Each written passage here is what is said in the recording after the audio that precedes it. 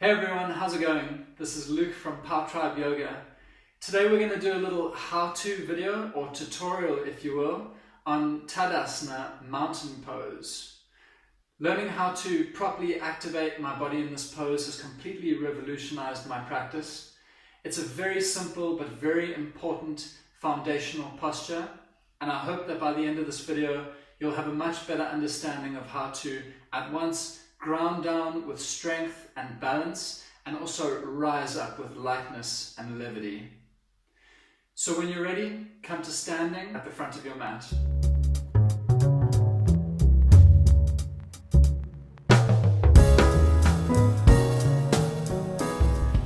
So, beginning with our feet, if you think about how you move through the day, generally speaking, I think it's very seldom that people are in a very balanced, stable, tall, symmetrical, upright position. You know, usually we walk around like this, we slump, we slouch, we shift our weight.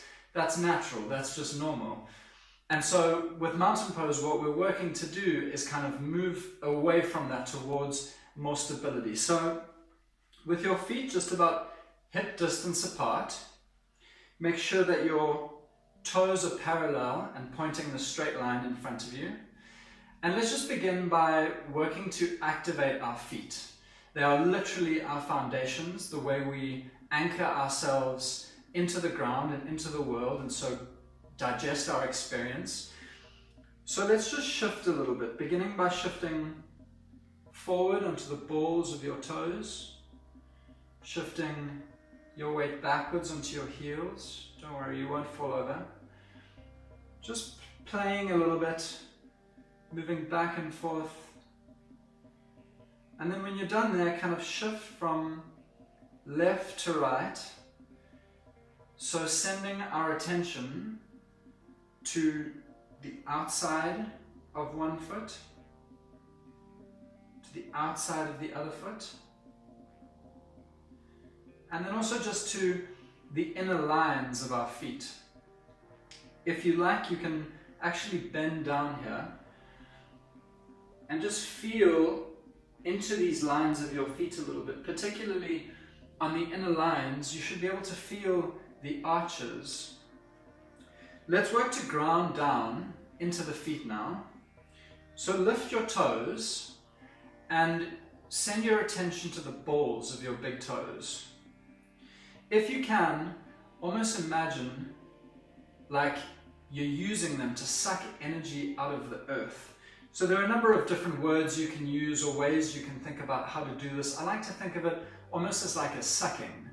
So lift my toes up and then I ground down the balls of my big toes and use that connection, use that energy to start pulling upward. At the same time, you can begin to work to separate your toes. This is a very strange exercise, something I'm still not entirely comfortable with doing. I think it speaks a lot to the mental, neurological connections that your brain is able to make with your movement in your body. So for me, I can very easily separate my toes on my left foot, but not so much on my right. That connection is just not really working yet. So play with that a little bit, and then when you're done, place your toes back onto the ground. You can close your eyes if you like. Try and imagine your attention, the ball of your big toe, and then work your attention along your arches, the inner lines of your feet, towards the inner point of your heel. So we're grounding down very much on the inner lines of our feet. But then also we need to establish the connection on the outside points of the feet. So under the ball of the baby toe and also on the outside of the heel. From here, see if you can work to start drawing energy up your leg. We need to make sure that our legs, our base, are nice and strong. So pull the kneecaps up, and you lift them up by engaging the muscles in your quads, in your thighs. So a lot of what yoga is about is just learning how to, again, establish or re-establish that connection between what your mind wants to do and how your body responds. So see if you can tighten or activate your quads. By doing so, you should feel like your knees pull a little bit up. Add that now to this connection in the balls of your big toe, and you should feel, you can take your hands again, and you can feel, you can almost start pulling up your legs as the energy activates and moves up your legs. So from here, bend the knees a little bit. Again, you can kind of bounce, shift from one side to the other, do a little dance. We want to work now to get the inner lines of our thighs to turn inward. So what that means is they're turning towards each other and back behind you. So your legs are nice and strong.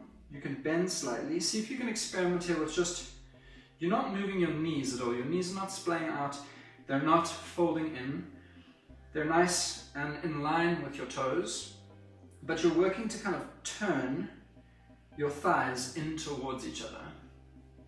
So we do this with bent knees because it's a little bit easier to find the engagement that way. When you feel like you've got that, straighten your legs. So I'm sure you can already tell that this is a very active pose. All I'm doing is standing here, but I'm actually working quite hard to connect my feet to the ground, to activate the quads, pull the energy up the legs, and turn the thighs towards each other and back. From that position, we need to make sure that our pelvis is in the correct position. So I'm going to turn to the side just so you can see. We have kind of two main options here with regard to the movement of our pelvis. It can be out like that, which is not what we want, or it can be tucked under. What I'm doing now is obviously an extreme. That's not what we want either. So it's some kind of midpoint between those two extremes. And you tuck your tailbone by activating, of course, the muscles of your butt, your glutes. So squeezing your quads, squeezing your thighs, squeezing your glutes, and working to pull your belly button back towards your spine. That helps you to kind of get that slight tucking motion.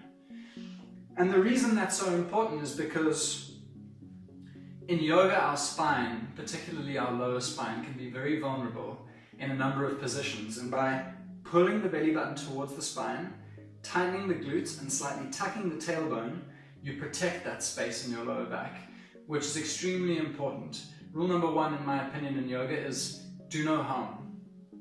Be careful, be cautious. You're often in vulnerable positions, so we need to know how to do these things in a way that's going to be helpful to us and not harmful. So let's take a little bit of a break. You can bend your knees again, kind of rock from side to side, sway, walk up and down your mat, even just shake your legs out, release a little bit of the energy. I like to do that sometimes. And then returning to the center of your mat, wherever you are, you're more than welcome to keep your feet about hip distance apart. For slightly more of a challenge, moving towards the more traditional expression of this pose, we bring our big toes to touch while keeping our heels slightly apart. So our feet are not directly in contact with each other and in line, they're slightly out like that. So let's re-engage, let's reconnect, lift the toes, spread them out, place them back on the floor, kind of shift from side to side, closing your eyes if you need to.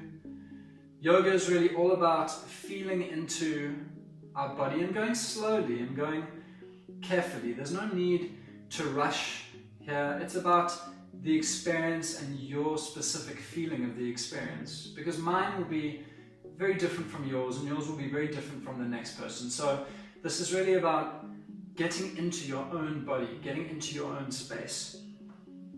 Bending the knees a little bit, rotating the thighs towards each other and back, straightening the legs, activating the quads, the butt, drawing the belly button back toward the spine so that our tailbone is nice and tucked. Fantastic, now our foundation is set, very strong, very active.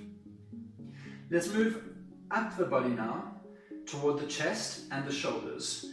So there's really no point in standing so strong and so firm in the lower half of our body if we're going to slump kind of like this in the upper body. That's very defeatist. So what we want to do is broaden the chest, so our tailbone is tight. I like to use my hands quite a lot too. It just helps me shift my awareness a little bit better. You can massage a little bit these spaces of your chest. These are called the eyes of your heart. Just help you to open up that chest space a little bit. And now what I'd like you to do is hike your shoulders up to your ears. We almost never want to be in this position in yoga, but instead we want to take our shoulders back and then shift them down. So this is doing a number of important things. Firstly, you're externally rotating your shoulders. So what that's doing is providing a lot more space in all the joints here, which is going to help you in terms of safety. It's very easy to get injured when you're rounding your shoulder forward like this and closing off that space. That's how we pinch nerves. That's how we injure ourselves. So once again, shoulders up to the ears, round them back, open up the chest, and then shift the shoulder blades down the back. You can almost like walk them down with your hands like that. I teach a lot of kids yoga too, and the way I like to explain this to the children is it's almost like wings. It's like you're opening and expanding your wings as you prepare to take flight. So sometimes little visuals, little metaphors, little analogies can be really helpful to better understand the positioning of our body. So tailbone is tucked, belly is drawn in, activated in the quads, open and broad in the chest. Our shoulders, our wings are back and down. But now we need to do something with our hands. Our hands can't just be flopping around. They need to be active and engaged. So we do that by playing into our fingers. I like to have my palms facing forward. Some people like to have their palms facing the sides of their body. Either one is perfectly okay, but energize your fingers as you draw those shoulder blades back and down your body. So your arms are engaged, your shoulders are engaged, your chest is nice and open. And now we start working towards that lightness that I spoke about, that levity. This beautiful balance and opposition in yoga that always works to both ground you and stabilize you and bring about some balance and symmetry, but at the same time, we never want to take ourselves too seriously. We need some lightness, we need some play, we need some humor, and I think that we achieve that by bringing our attention up as we reach towards some kind of levity. So the crown of your head, in the metaphor of the mountain pose, is literally the tip of the mountain, that point that's reaching furthest into the sky. So this is all controlled really by the spine. We need to get our spines nice and straight. We've already done most of that by activating all of these points in our bodies, but now we don't want to look up, put undue pressure on the neck. We certainly don't want to look down because that's working against the natural curve of our spine, specifically the cervical spine up here in the neck. So we just want to make sure that our chin is about parallel to the ground, and the easiest way to do that is to find a point of focus. Your point of focus is called your drishti, your gaze. And this is very important in yoga, not only because it helps us to develop, again, balance, but focus and concentration. So choose a point that's somewhere ahead of you. It could be a little spot on the wall. It's kind of what I'm looking at now. Or if you're practicing outside, looking through a window, a leaf on a tree, whatever it is, something stable, something fixed that you can gaze at. Now you'll notice that to stand in this pose is very, very active. I think from the outside it could look like very little is going on here. All you're doing is standing. And that's true, but at the same time it's a very conscious pose. It's a very active movement. Everything is engaged, and exactly like a mountain, we are sure, we are steady, we are strong, we are stable, and we are balanced in this pose. While at the same time, almost feeling like there is a string or a rope that's attached to your spine and someone is pulling it up a little bit. So straightening your spine, stacking your neck, nice and tall in your shoulders. So close your eyes here for a minute and just feel into this expression of the pose. observe how this feels for you today. Does this make you feel strong? Does this make you feel calm? Does this energize you? Does this make you feel light, full of joy, full of life?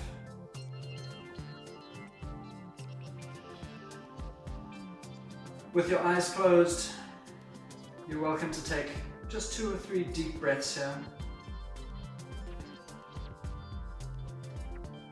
Filling our body with fresh oxygen. More closely engaging with our bodies in this expression of the pose. And don't feel like you need to stand completely stock still too. Yoga is all about constantly renegotiating your expression of a pose, your specific feeling. Your body and your environment are constantly changing, and so there's always that little sway, sometimes very subtle, very imperceptible from the outside. Maybe it doesn't even look like you're moving at all, but very, very slight shifts as your mind and your body work to renegotiate your experience of this pose, because it is kind of changing on a moment-to-moment basis. Nothing is ever completely stable, completely unchanging. So embrace that change. Embrace the slight shifts of your weight, which muscles are engaged. And since this is an active pose, like all yoga poses, it's challenging. Parts of your body will switch off. Your job is to focus and notice which ones have switched off and then bring them back online. Reactivate them, standing strong and tall.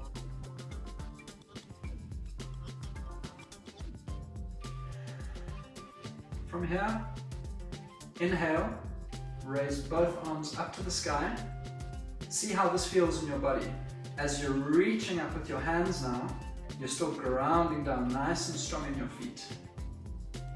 You can look up towards your hands. You can look straight forward. Join your hands together and exhale, hands through heart center. Let's just do that 2 more times. With your eyes open, nice and slowly. The slower we move, the more we feel. And so the more we learn. Inhale, shoulders down the back, arms raising up towards the sky. As we ground down nice and strong, nice and active in the feet. Again, I almost like to walk my hands sometimes. Reach, reach, reach. Hands together. Exhale, hands through heart center. Final time. Strong in the calves. Tailbone tucked, belly pulled in. Inhale, arms up to the sky. And exhale your hands through heart center. Beautiful work today, yogis. I hope that this tutorial gives you a slightly better idea of how in yoga and mountain pose, we're always kind of working with this concept of opposites. While we ground down nice and strong, nice and steady, full of balance and symmetry, we're also working to make ourselves nice and long. We're also working to move upward toward the sky, toward the heavens. Bring a little bit more lightness, a little bit more playfulness into our practice today. If you enjoyed this class, please like the video, share it, leave a comment down below, subscribe on YouTube, and follow us on Facebook and Instagram. Thank you. Namaste.